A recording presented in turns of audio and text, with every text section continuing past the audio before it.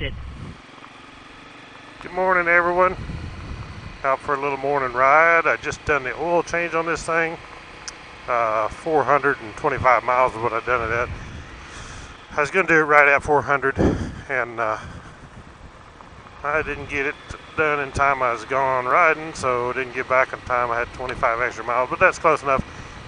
I recommend myself anywhere between 400 to 600.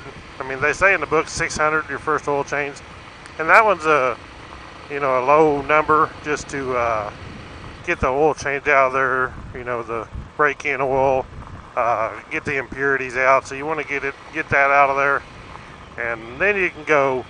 It says 8,000 miles in the book, but I will be changing this one every 4,000 miles.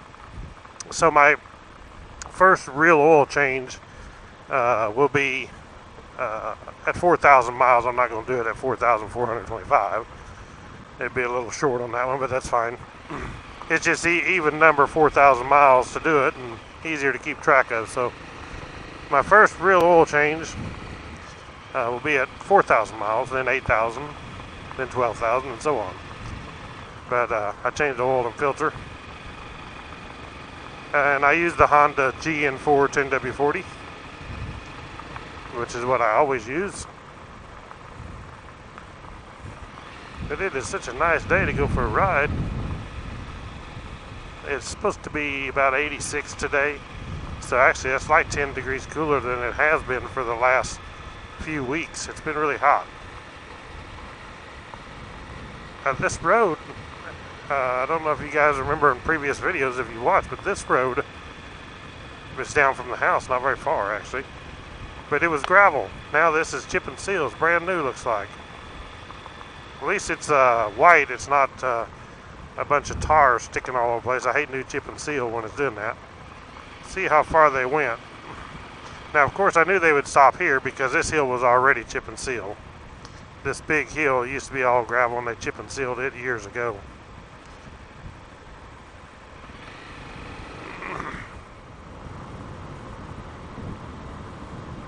Yep, looks like that's as far as they went because it's gravel down here at the bottom.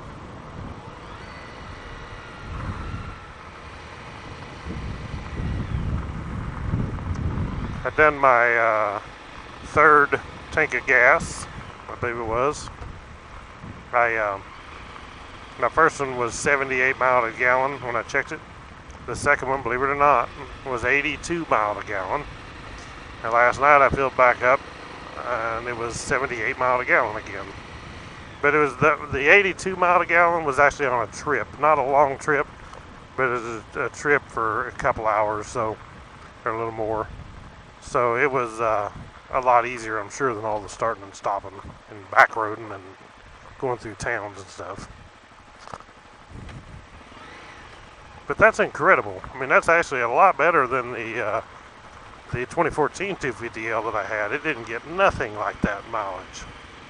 I mean, it got 70s, and I've got 70 most of the time, and mid 70 it was when it was really good.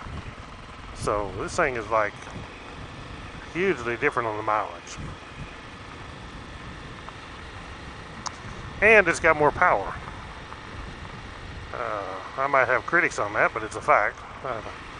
When you get to the mid-range on this thing, it's got a lot of punch after it gets past the mid-range, and you can really feel it kick in and pull, which the 2014 didn't have that punch. The rest of the bike feels pretty close to the same.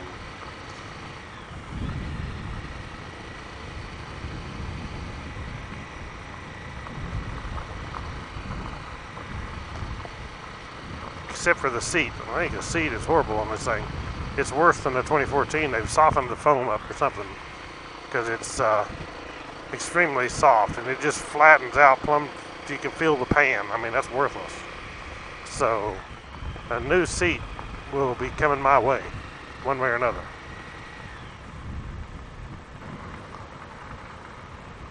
I can tell you this thing is hugely different than the Africa Twin when riding on these dirt roads.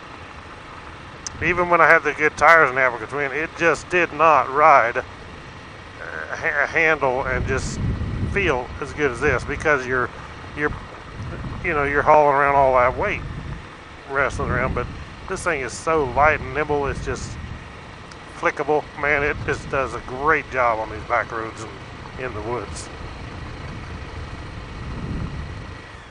It's so easy. This thing is so lightweight compared to the Africa Twin. When I put it in the shop and back it out, I had to back it out, and I back down a ramp when I back out. So it was kind of scary sometimes on the Africa Twin.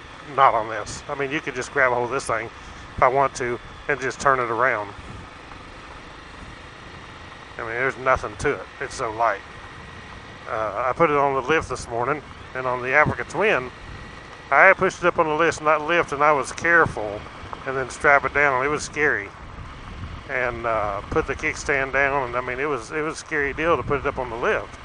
This thing here, I rode it up on the lift, held it up with one hand while I put the straps on, and raised it right. It was so simple, it's crazy. Somebody will probably ask me, why don't you have a jacket on? Oh, you don't have to ask that question every time I ride and you see me without one on. I don't have one on because I don't want one on. If I want to wear it, I'll wear it. But when it's hot like this, I ain't gonna wear it. I've rode that way all my life. I'm 50 years old. I've rode that way since I've been, probably about 9 years old, 8 or 9 years old. And I've just always done it, and I will continue to do it. So I don't have to be babysitted on what I wear.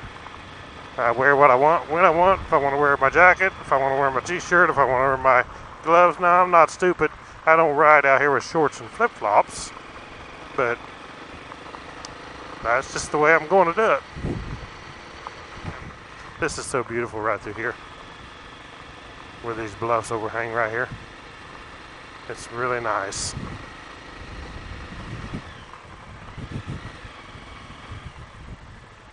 Really nice through here.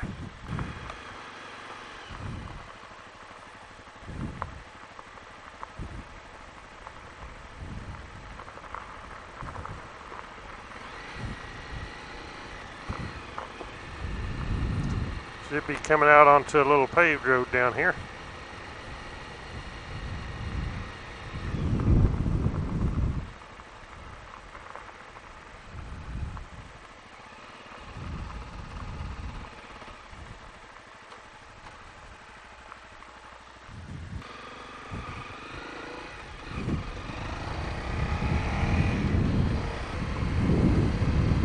Sure is pretty through here with all the bluffs. There's lots of bluffs in this area, creeks over here, which, well, I see some water right there. I start to say it might be dry. I don't think this part ever goes dry, but I imagine it's pretty low right now. Yeah, it's not bad. I can see some water in it.